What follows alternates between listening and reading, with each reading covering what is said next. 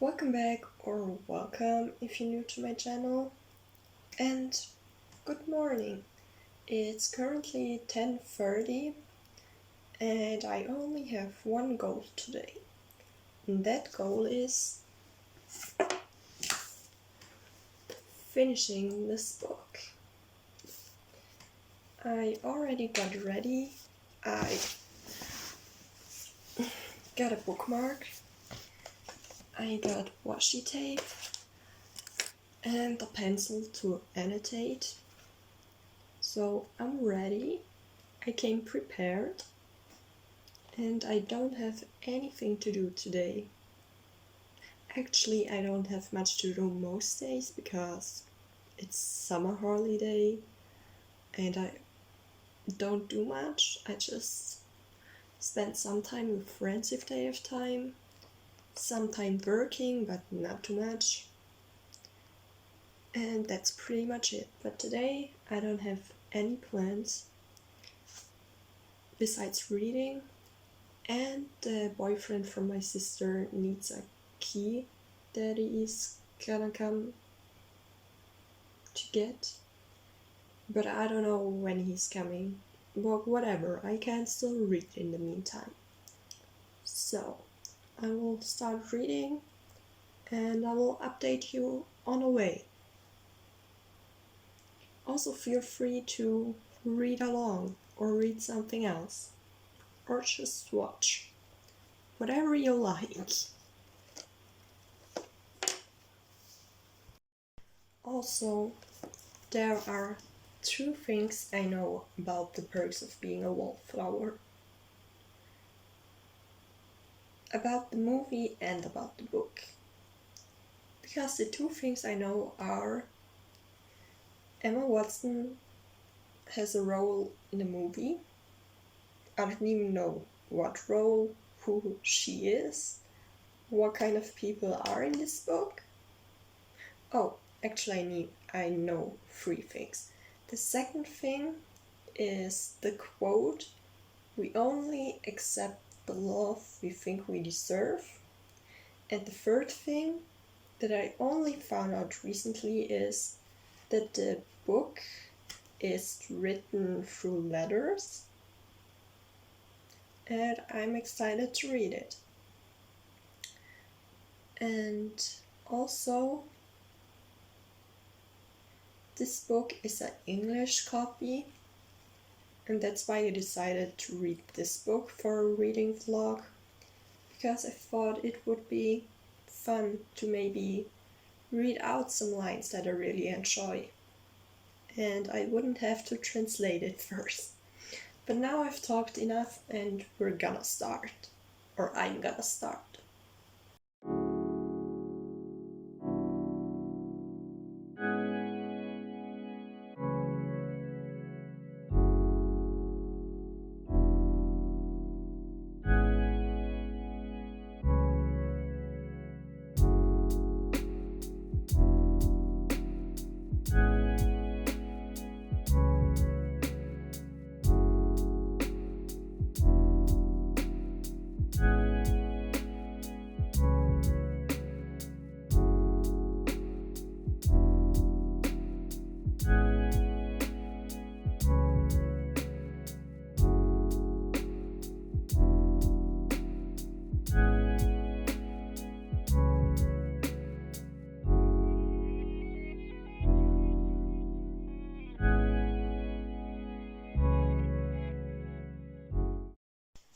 I feel the need to read the first line because it's very intriguing.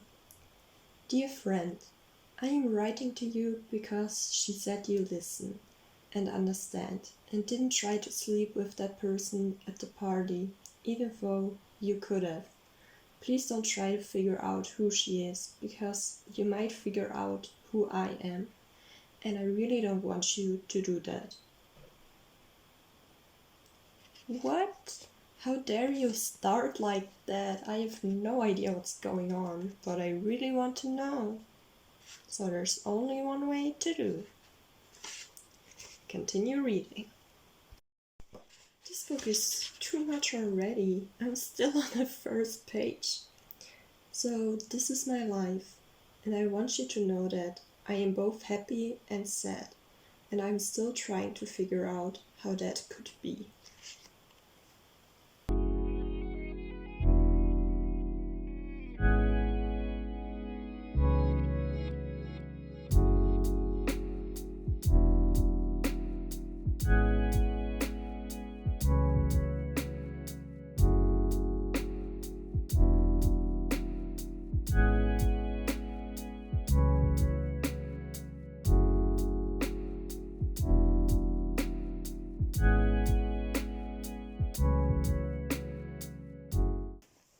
My sister's boyfriend just came and picked up the key, so now I can read without anyone disturbing. So now I can read without breaks if I want to, because there's nothing I have to do. There's no one who needs someone from me, so I'm also kind of very invested already. And I'm only on page 6.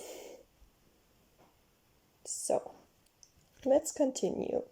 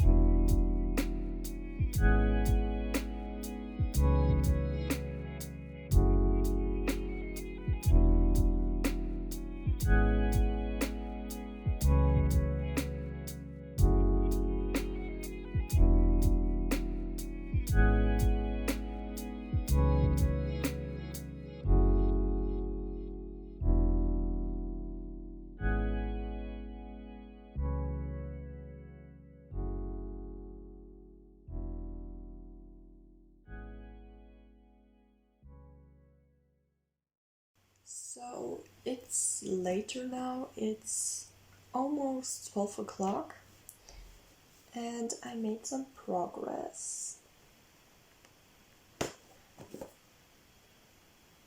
I tapped all the parts of the epilogue. I'm on page 49 and I'm hungry, so I'm going to make some food and then we will be back reading.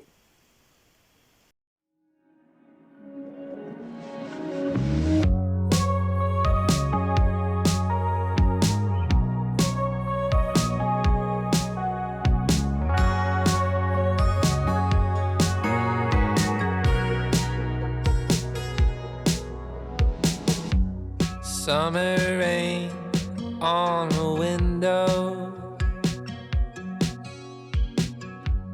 Watch the time float on.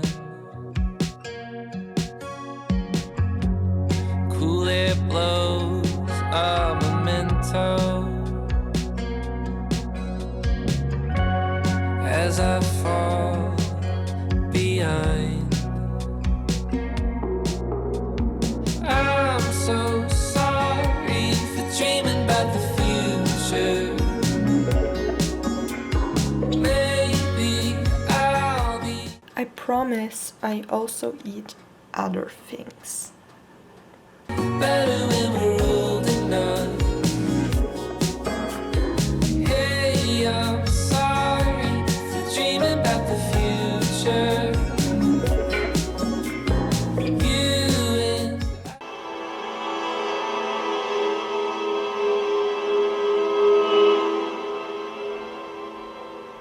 I'll be better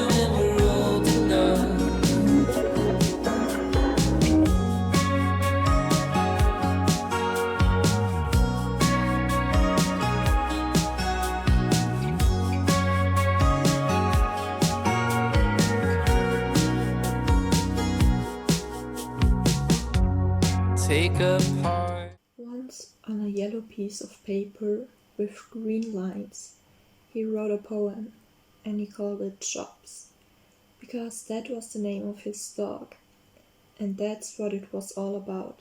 And his teacher gave him an A and a gold star, and his mother hung it on the kitchen door and read it to his aunts. That was the year Father Tracy took all the kids to the zoo, and he let them sing on the bus, and his little sister was born, with tiny toenails and no hair, and his mother and father kissed a lot, and the girl around the corner sent him a valentine signed with a row of X's, and he had to ask his father what the X's meant. And his father always tucked him in bed at night and was always there to do it. Once, on a piece of white paper with blue lines, he wrote a poem, and he called it Autumn, because that was the name of the season, and that's what it was all about. And his teacher gave him an A and asked him to write more clearly, and his mother never hung it on the kitchen door because of its new paint. And the kids told him that Father Tracy smoked cigars and left butts on the pews, and sometimes they would burn holes. That was the year his sister got glasses with thick lenses and black frames, and the girl around the corner laughed when he asked her to go see Santa Claus, and the kids told him why. His mother and father kissed a lot, and his father never tucked him in bed at night, and his father got mad when he cried for him to do it. Once, on a paper torn from his notebook, he wrote a poem, and he called it Innocence, a Question, because that was the question about his girl, and that's what it was all about. And his professor gave him an A and a strange steady look, and his mother never hung it on the kitchen door because he never showed her. That was the year that Father Tracy died, and he forgot how the end of the Apostles' Creed went, and he caught his sister making out on the back porch, and his mother and father never kissed or even talked, and the girl around the corner wore too much makeup that made him cough when he kissed her, but he kissed her anyway because that was the thing to do. And at 3 a.m. he took himself into bed, his father snoring soundly. That's why on the back of a brown paper bag he tried another poem, and he called it Absolutely Nothing, because that's what it was really about. And he gave himself an A and a slash on each damned wrist, and he hung it on the bathroom door because this time he didn't think he could reach the kitchen. That was the poem I read for Patrick. Nobody knew who wrote it, but Bob said he heard it before, and he heard that it was some kid's suicide note. I really hope it wasn't, because then I don't know if I like the ending. It's Michael's suicide note, isn't it? All the good things stripped away, what's there to do? Halfway through the book, maybe a little less than halfway, but it's the beginning of part 3, and I thought it would be a good time to update you a little bit. First up, I had no idea what this book is exactly about, and actually it took a lot of effort not to know anything about the book and the movie, but I did it. But now let me fill you in, although you probably know more than I do. But in this book we follow Charlie, and I would say it's his coming of age story, because there's no particular thing that happens, we just follow him along as events happen. And I really didn't know that there were so many heavy topics in this book, because pretty much in the beginning we get introduced to Charlie and that he had a friend named Michael, and Michael presumably killed himself. And then we also find out that Charlie witnessed someone getting raped, but I think back then he didn't know it, but now he realizes it. That he also saw someone hit his sister, that his aunt was molested. Like, there's a lot of heavy stuff. And I'm not quite sure how I feel about it yet, because I wouldn't like it as much if there isn't a purpose of being inside this book. Maybe the purpose is to show us that Charlie is disturbed and hasn't the best family life, because in the beginning we find out that Michael's family had family problems, and now everyone in school is worried about all the other students and also about Charlie. And I must say I'm worried about him too, because I really don't know if this boy is going to do something to himself. I hope not, but it's getting quite intense. I also think that he has depression or anxiety or something, because there are parts where he's crying and panicking and he can't keep calm. So there's that also. And he has made new friends, Patrick and Sam. They are stepbrother and stepsister.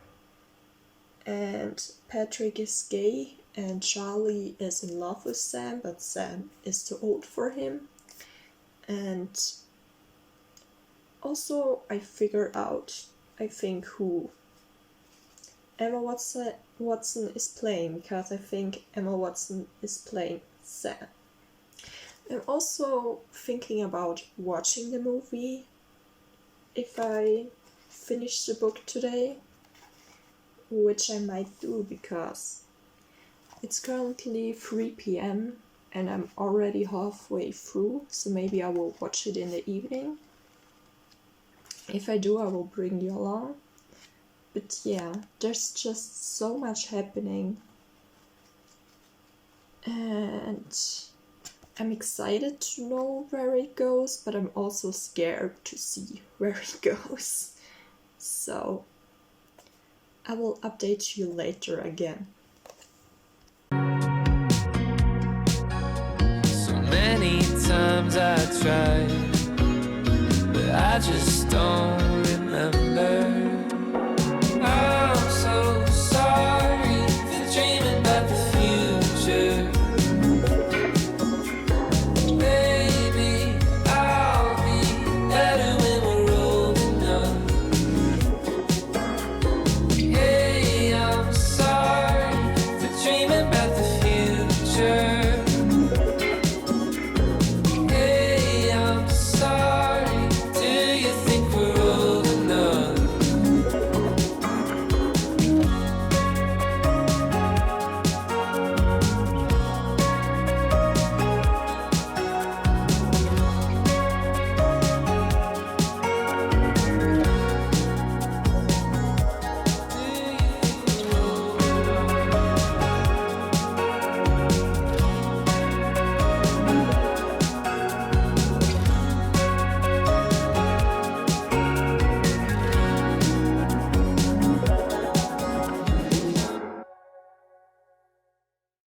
It is very hot, so I got some ice cream, and I only have around 70 pages left, and I'm not sure how to feel about this book. I do kind of like it. I also kind of think it's mediocre. I'm lukewarm about it. And it's making me sad. But maybe that's the whole point, I'm not sure. I also really didn't know what to expect. And I really don't know what to think either. So, I also don't know how to survive the summer heat. I also really want to take a break, but I think if I take a break now, I will not finish it today. But that's my goal. So, I think I'm gonna eat my ice cream and continue reading until I finished it. And I will see you then. And that, my friends, is why eating ice cream and reading a book don't go well together. Just so you know. And I'm getting really close to the end. So see you soon. Not really trying to date right now. Still trying to figure my own life out. And I don't wanna love anybody else. No more pencils, no more books, no more teachers' dirty looks. When the teacher rings the bell, drop your books and run like hell. Till I learn how to fall in love with myself. Maybe I'm insecure, or maybe the world is the problem. I guess I'm not really sure, so how do I learn what I'm worth? How do I love myself? Ooh, how do I love myself? Ooh, how do I know I'm enough? How do I learn how to not care so much? How do I love myself? Ooh, how do I love myself? I'm sorry, but I have to stop this letter now. But first, I want to thank you for being one of those people who listens and understands and doesn't try to sleep with people even though you could have. I really mean it, and I'm sorry I've put you through this when you don't even know who I am and we've never met in person. And I can't tell you who I am because I promised to keep all those little secrets. I just don't want you to think that I picked your name out of the phone book. It would kill me if you thought that, so please believe me when I tell you that I felt terrible after Michael died. And I saw a girl in class who didn't notice me, and she talked all about you to a friend of hers. And even though I didn't know you, I felt like I did because you sounded like such a good person. The kind of person who wouldn't mind receiving letters from a kid. The kind of person who would understand how they were better than a diary, because there's communion and a diary can be found. I just don't want you to worry about me or think that you've met me or waste your time anymore. I'm so sorry that I wasted your time because you really do mean a lot to me. And I hope you have a very nice life, because I really think you deserve it. I really do. I hope you do too. Okay then, goodbye. Tomorrow I start my sophomore year of high school, and believe it or not, I'm really not that afraid of going. I'm not sure if I will have time to write any more letters, because I might be too busy trying to participate. So if this does end up being my last letter, please believe that things are good with me, and even when they are not, they will be soon enough, and I will believe the same about you. Love always, Charlie. This book killed me. It actually killed me. There is a plot twist somewhere around here, and I didn't see it coming at all.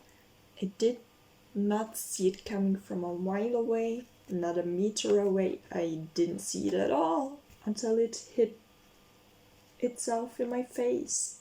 Now I don't know how that happened. And I also really don't know how to feel about this book now. You can see I tapped a lot of things. I tapped the parts, some poems, and a lot of other stuff. And first I was confused about all the heavy topics, and I wasn't sure if there was a reason for it. Now I know there is a reason for it, but I'm not gonna tell you because maybe you're like me and you don't have any idea what's going on in this book. So I'm not gonna tell you so you can find out yourself. But at first I was confused with this book. Then I was a little bit overwhelmed. Then I was a little bit bored. And then I was more confused and overwhelmed, and I really don't know how I would rate this. I also really don't know if I want to watch the movie or not. I know for sure that I don't want to watch it today. So we will see if I watch it any other day. Yes, I really don't know what to think, if you can tell. My head's full and empty at the same time. Maybe I can't really put it in words because I don't know how to say that I liked a book that I didn't like. Like, I didn't hate the book as it is. I didn't, like, the writing wasn't bad, the story wasn't bad, or like something in that direction, but just the story was sad and the things that happened were bad. And how do you rate something like that? I think I would give it 4 stars. But then again, it's kind of weird to give something 4 stars. That was kind of disturbing. But I think that's my last word. Maybe I will tune in if I do decide to watch the movie. And if I don't, thank you so much for watching. I'll see you in my next.